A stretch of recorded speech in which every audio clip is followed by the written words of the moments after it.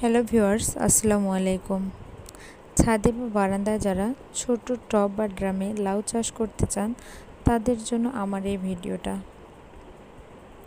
আমি ছোট এই রঙের পটটিতে দেখুন একটা লাউ চারা দিয়েছি। দেখতে কত সুন্দর লাগতেছে। তবে আমি লাউ চারা দেওয়ার আগে সেখানে আমার রান্নাঘরের ফেলে দেওয়া সবজির খোসা, কলার খোসা, ডিমের খোসা এগুলো দিয়ে আমি পটটা ভর্তি করে রাখছিলাম।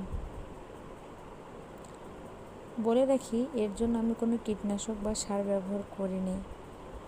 রান্নাঘর থেকে যেগুলো আমার অবশিষ্ট বের হয়ে গেছিল সেগুলো আমি সেখানে জমা করে রাখছিলাম 1 সপ্তাহের জন্য। 1 সপ্তাহ পর আমি সেখানে উপরে হালকা একটু মাটি দিয়ে একটি লাউ চারা লাগাইছি। লাউ চারাটি দেখতে অনেক সুন্দর হয়েছে।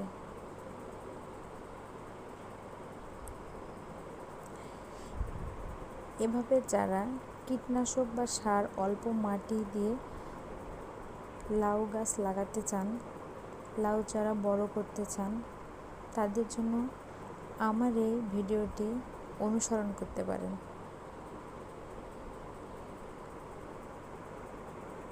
আমি এখানে কোনো কীটনাশক বা স্প্রে ব্যবহার এখনো করিনি, পরবর্তীতে করব না। আমি হাতে তৈরি, আমার ঘরে তৈরি করে স্প্রে দেব।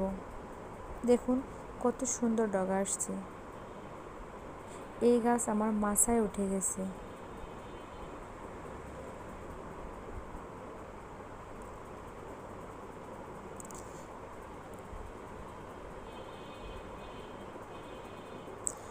যদি আমার ভিডিওটি ভালো লাগে সাবস্ক্রাইব করে পাশে থাকবেন। পরবর্তীতে আরও সুন্দর সুন্দর ভিডিও আমি দেব। ধন্যবাদ সবাইকে।